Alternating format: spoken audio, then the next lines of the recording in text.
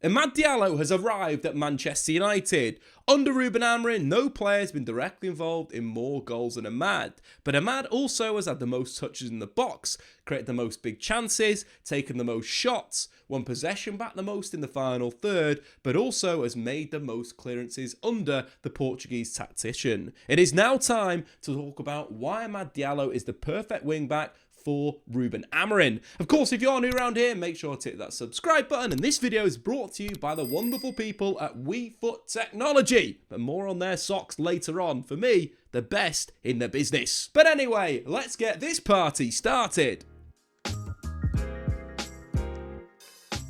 So what does Ruben Amorim actually require of his wing-backs? Number one, they need to be good ball carriers to progress the play into the final third and carry into the penalty area. Number two, they need a high defensive work rate. Very important in the system to not only press high, but get back into a defensive shape and system. Number three, they need the energy to get up and down the pitch, both in defensive situations and offensive situations, but also in the transition. Number four, they need intelligent movement to support the play, knowing when to advance and join attacks or when to hold and protect against transitions. And number five, they need to be able to finish off moves or play the final pass. So now let's talk Manchester United. Amad Diallo has become undroppable under Ruben Amorim. Let's start by talking about the build-up from goal kicks. Of course, we mentioned previously, under Amorim, the shape changes when building from these situations. One of the 10s moves into a striking position, the other 10 jumps into a more attacking midfield position, and one of the centre-backs moves into central midfield to create this kind of box in that central area to try and overload the opposition, with the idea trying to draw as many players on to then find the spare man or player on the overlap. Of course, the wing-backs are vitally important in this. Not only do they keep the width, stretching the opposition's defensive structure, but they need that dynamic element. The thing we mentioned before, one of the requirements or the key requirement in Amorim's wing-back system is being a good ball carrier. And Manchester United have utilised Amad Diallo really well in these situations. Of course, the ideas here is basically what you want to do is you want to basically pull the opposition's two forwards into high areas, or the front three into high areas. You want their midfield to jump on Man United's defensive midfield line made up of one of the DMs and the centre-back. You want the wingers to kind of narrow, and you want the opposition to play a super high line to not only create space in behind the defence with the pace of your two forwards, but also create areas for the number 10s to play in. So for Manchester United, why that wing-back position is so important is because basically when you've got the ball to either wing-back, you've beaten the opposition's pressing structure. You have taken out 6 players of the opposition's press. Of course, in the Premier League, we see a lot of teams adopting a 4-2-4 structure or a 4-4-2 structure or even a 4-5-1. In all those situations where Man United have worked the ball to the wing-back, it is a real danger for the opposition. And from these positions where Manchester United can beat that first line of pressure, having someone that has the intelligence in terms of holding his depth at the right time, then playing the correct passes, and Amad Diallo has that, but also he's got the ball carrying to be super explosive. So if Manchester United can work these situations where they've played around the opposition's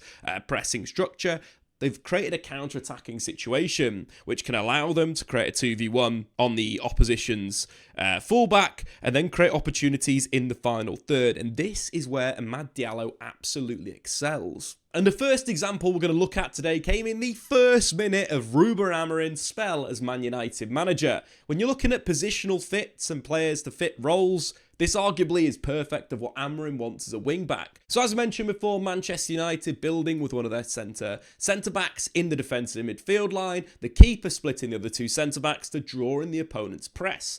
That's kind of the idea. The idea with these kind of back 5 players, that's the back 3 and the 2 DMs, is to really try and coax you onto them. You want to bounce balls into midfield, allow them to press, and then either find the wing-back or find the number 10. So in this situation, Manchester United do pretty well in drawing in the Ipswich press. We don't need to go into too much detail here, but the important side is they create that option where they've played around the pressing structure.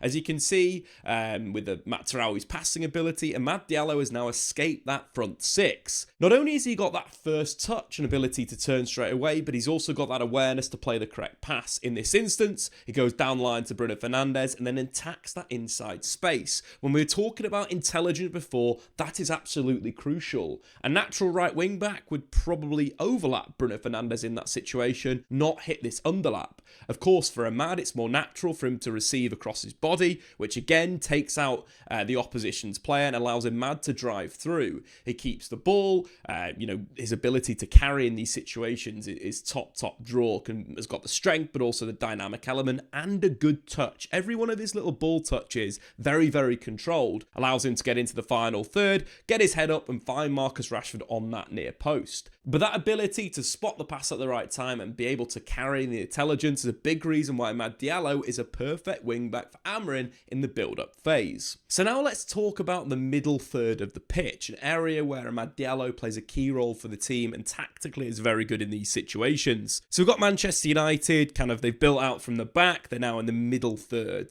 They're looking to break down the opposition's mid-block, or alternatively, they've just won the ball back and they're looking to hit a quick counter, utilising the ability to hit narrow and then spread the ball wide. So for Manchester United, of course, Amad Diallo tactically is getting things very, very right at the moment. And I think with the style of Ruben Amorim, again, what he wants to do, very much based on which side of the pitch you're doing, is overload that area with bodies to allow you to have that ability to try and break through the opposition's lines and play through. Consequently, what we'll see teams do is get very, very narrow. So narrow themselves up, basically slip over to one side of the pitch and defend that area.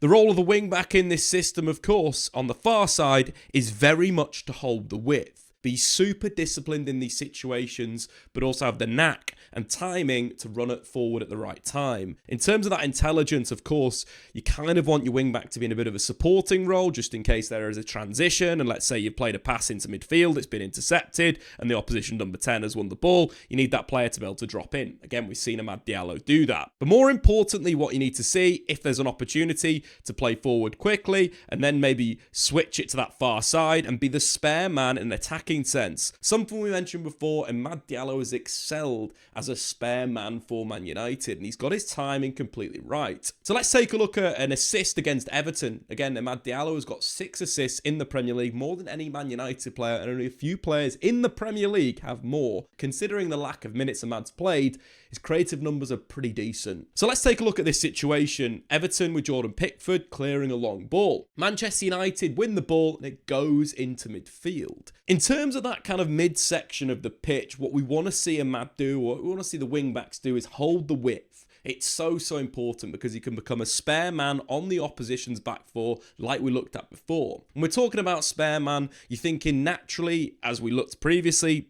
at our defensive structure, in terms of the tactical ideas here.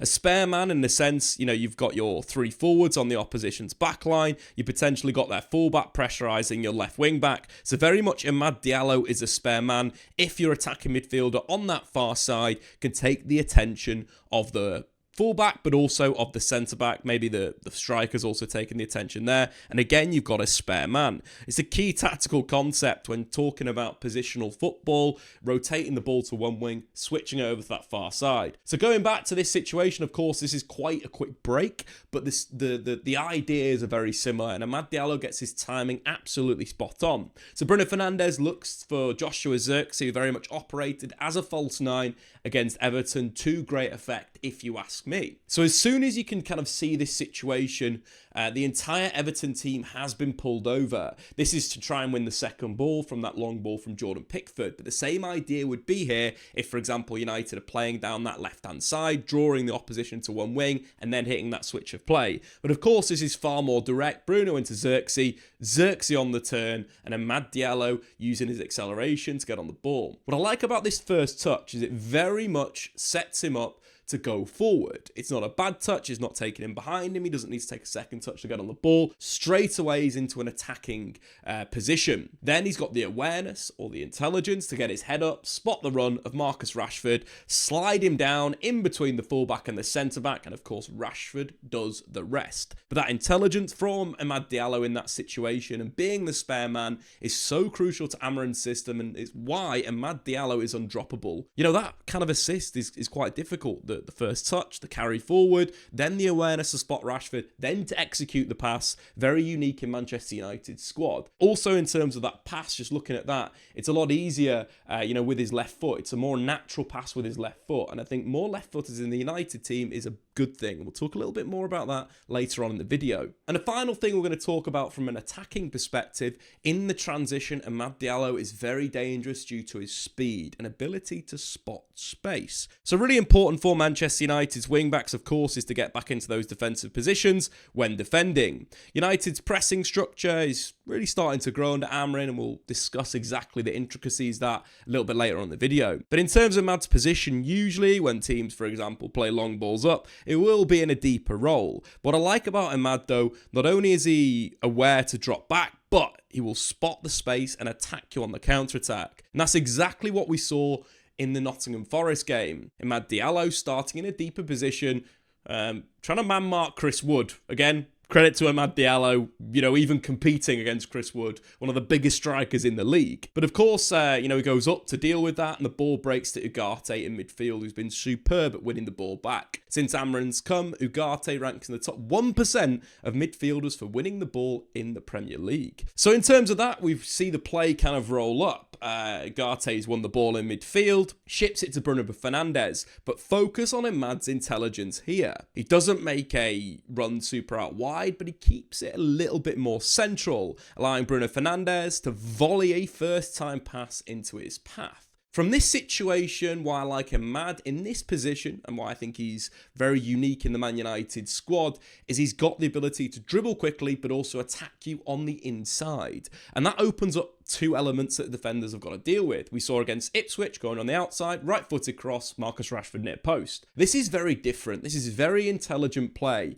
Facing up Murillo, the defender, driving towards the opposition's box, and then cutting back inside on Nico Williams, who he had on toast for the entirety of the game. This opens up a simple pass for Bruno Fernandes to grab a goal for Manchester United. That real duality for Amad Diallo from a tactical perspective when facing up a fullback or a centre-back is that he's got that ability to drive you back into your own penalty area where you're really retreating as a back four, and then when you're in that real dangerous area, not only can he kind of go on the outside, make that move on the outside, but also got that dynamic element to flip back onto his left foot and go on the inside. And this has made him so dangerous for Manchester United. On top of that, the awareness to find a midfield runner on the edge of the box. And Amad Diallo is undroppable from an attacking perspective in Amorim's system. Which brings us on to the sponsor of today's video, and that is WeFoot. I love their socks and use them when I play five-a-side. It feels like you've got more grip within your boot. You're not sliding around, you're not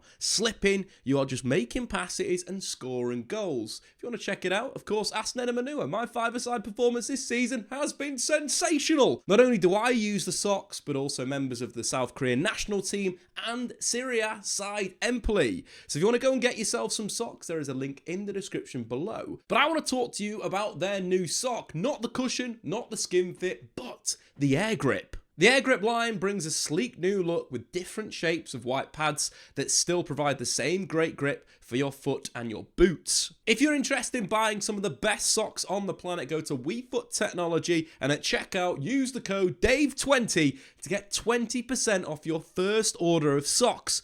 And tell you what, you will be scoring more goals the next time you play five-a-side, 11-a-side, or a kickabout with your mates in the park. But anyway, let's get back to the video. So let's move on to the defensive side of Amad's game, another area where he's really excelled under Ruben Amorim so far. Amad Diallo has always been quite a tenacious defender, describe him more as a presser than as a real defender, a guy that's going to drop back and make crunching tackles. Not saying that Amad can't do that, but he's shown a real intensity in his defending. In terms of Manchester United's setup, what you'd expect when they're kind of in their, super defensive structure is the two wing-backs dropping in, the two wide midfielders either being in these wide positions or, of course, narrow. These are tactical changes that Ruben Amorim will make against different opponents with different strengths. Against Arsenal, we saw more of a flat four-man midfield, and in other games we've seen it be a little bit more narrow and more of a pentagon pressing structure. Of course, for Imad, his real job is to protect Mazraoui as the outside centre-back,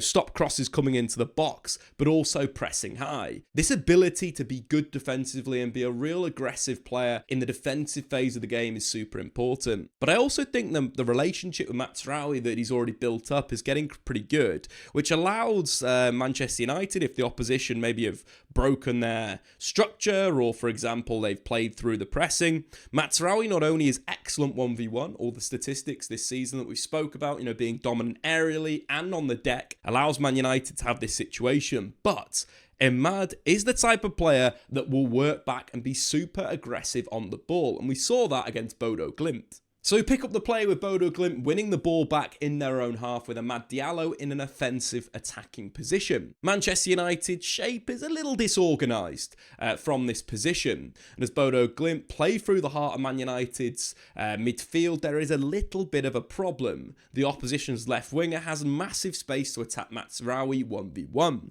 What I like about Imad, he does do that defensive work. Mazraoui is very comfortable defending those wide areas, those channels, because he used to be a fullback, right? He can play fullback, should we say. He's still a fullback, could still play wing-back for Man United. But in this situation, he's playing as a centre-back, very comfortable defending the channel. This not only allows him to slow the opposition's player down, showing on the outside, but it allows Amad Diallo to drop back into a defensive position. As, of course, if the left winger wants to come inside, they've now got a 2v1. Imad closes that door and Man United win possession. Superb, supportive defensive play. But going further than that, something I mentioned before, stopping crosses coming into the box in a deeper defensive shape. So here this time, Mazraoui is tucked a little bit further in, and Amad Diallo is playing, arguably as a nominal fullback in that back five shape. So as the ball's worked out to Leif Davis, the big thing you don't want Davis to do in the Premier League is cross the ball. Of course, he was the top assister in the Championship last season and has already got goal involvements this season. You want to close him down, you want to put pressure on the ball, and you want to stop the cross.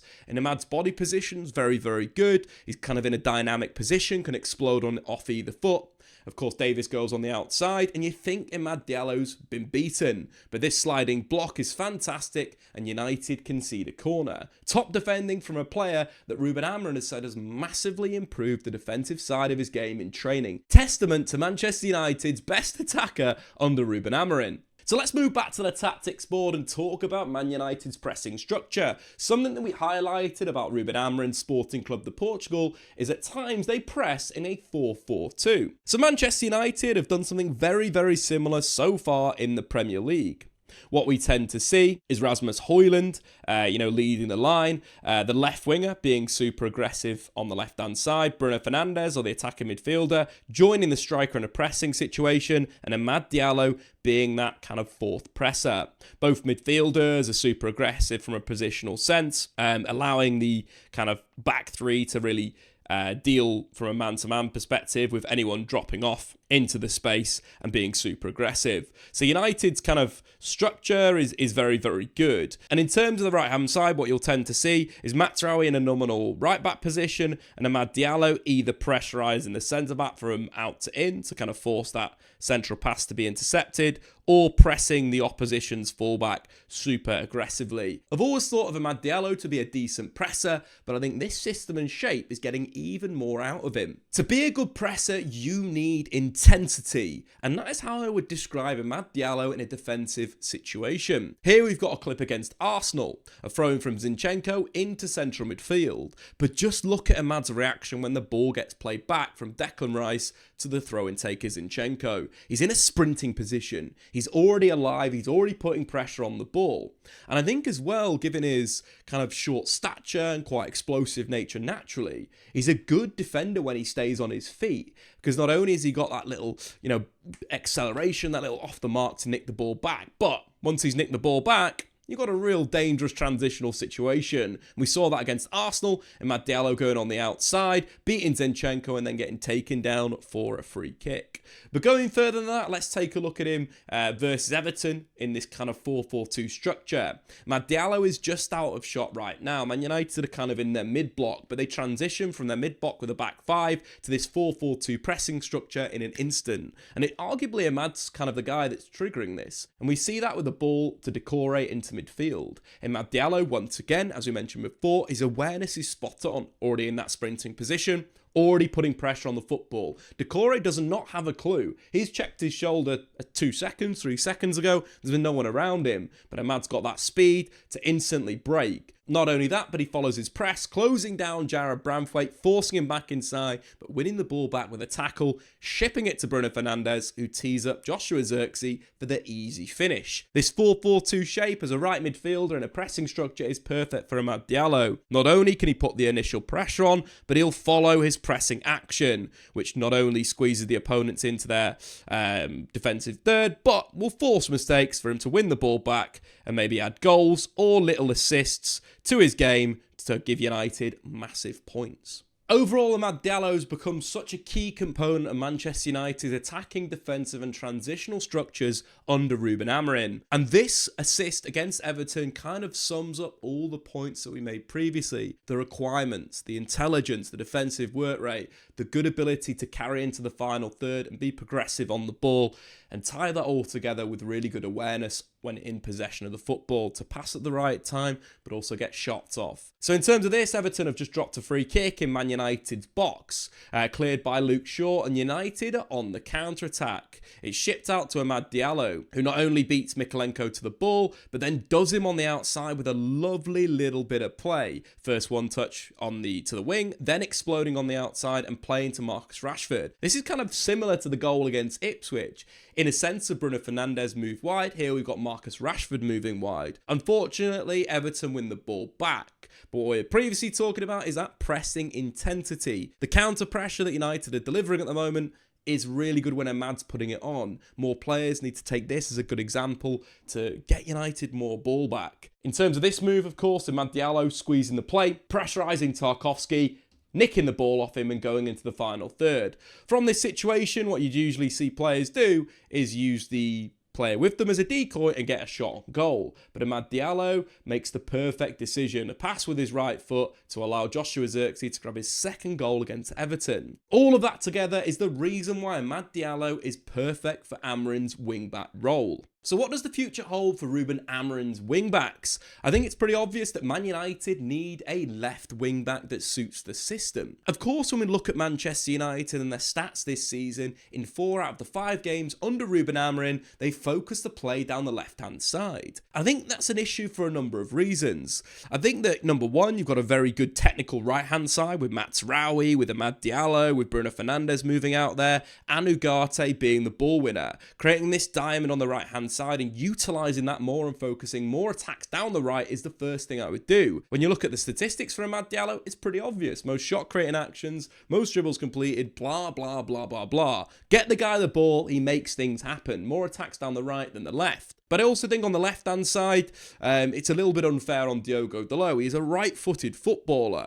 And Manchester United created a lot of opportunities, actually, when they've got the ball to him in the final third, but it's on his left-hand side. He's got a cross with his weaker left foot. For example, against Nottingham Forest, he completed 0 of his 9 crosses. But I'd say that's kind of down to him being right-footed versus him not having the vision. It just comes down to that little natural part where if you've got a normal, natural left footer, instantly the ball's going to get put into the box. Again, I think Diogo Dalot is going to be utilised on the right-hand side, like Mazraoui, like Amad Diallo. But I think that's the first position that United need to improve is that left wing-back position. And I think as well they need to be left-footed. I'm not talking Anthony, I'm talking a more explosive, quicker wing-back that can drive through in the final third. And we're looking at options. Diego Leon has been linked in recent weeks. The 17-year-old has got a lot of pace about him. He's physically very, very developed and he's left-footed. Would provide that option on the outside to get crosses kind of into the box. also creating more space naturally for a player on the inside. And why I talk so much about left-footed players, I believe it is a cheat code in European football. And that's because it goes against the norm. If we look at the breakdown of footedness in Europe's top 5 leagues, there was a study done in 2009 that may change a little bit in terms of the numbers, but I imagine they'll reflect quite similarly right now. 60% of the players in Europe's top 5 leagues class themselves as right-footed. On the flip side, 22% were left-footed, meaning that more than likely, you're going to be playing against a right-footed player. You're 3 times more likely to face a right-footed player than a left-footed player. Of course, there is orthodox positions, such as left-back and potentially right-wingers that cut inside. But naturally, you're going to face more right-footed players, which means you're naturally going to do certain defensive things against right-footed players. And when coming up against the left-footer, left-footed players require different solutions. More passes are opened up with the left foot, but also the ability to cut inside on the right and go on the outside on the left. For me, Man United need more left-footers in their team. So whether it's signing Diego Leon to play on that outside, or alternatively, Patrick Dorgu at Lecce, another player that's very much left-footed, that explosive, that could lock down the flank on his own. That's what Manchester United need to do next to improve their wing-backs. They've already got a great left-footed one in Diallo. Now let's get a left-footer for the left-hand side. Allow United to cross better and allow United to dominate more games of football. So get into the comments below what you have made of Amad Diallo this season and who Manchester United should sign as a left wing-back. Of course, check out WeFoot Technology Socks, the best in the business. I'm Statman Dave. Subscribe if you're new. We'll see you later. Thanks for watching. If you've enjoyed this video, why not check out some more content on the Statman Dave YouTube channel.